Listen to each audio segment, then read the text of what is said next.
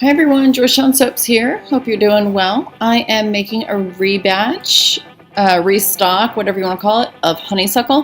One of my best sellers. Love, love, love this fragrance, and it sells really well. It's a light fragrance, but it's strong. So it's kind of, I know that doesn't sound right, but it's a light fragrance, but it's super, super strong and really smells well, especially in the shower when you're using the soap.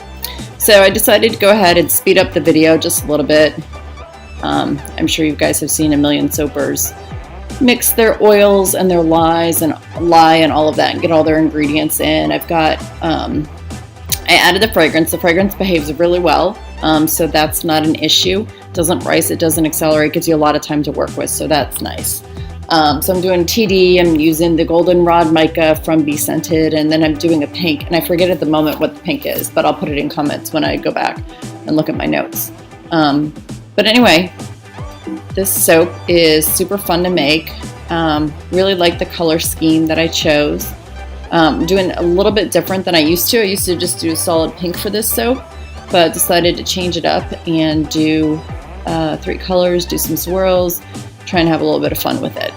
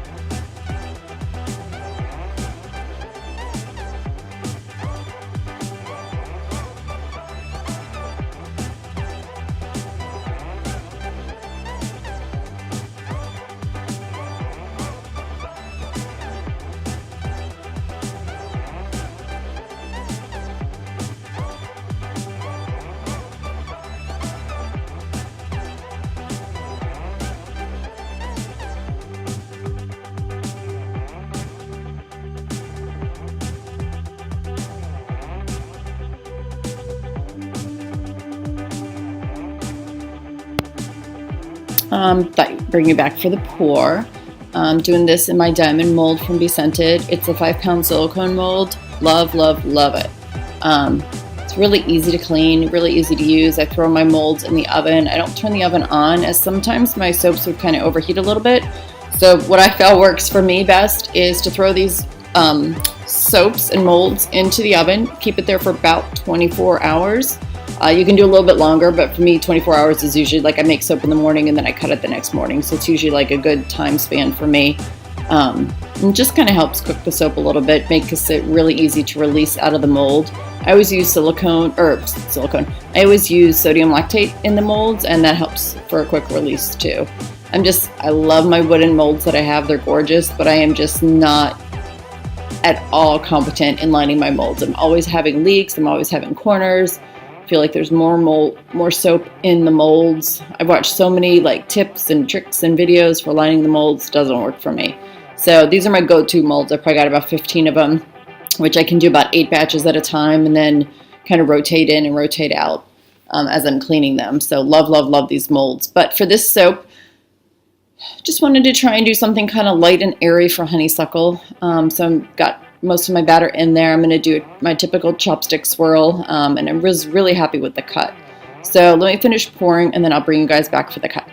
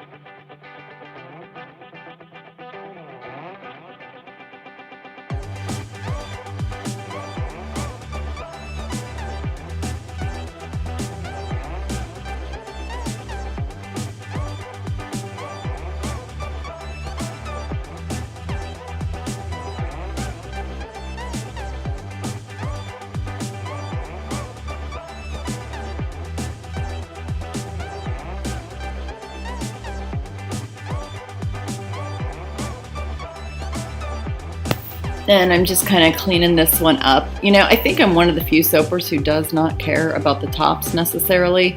I see a lot of people put a lot of time and effort into their tops and they look gorgeous.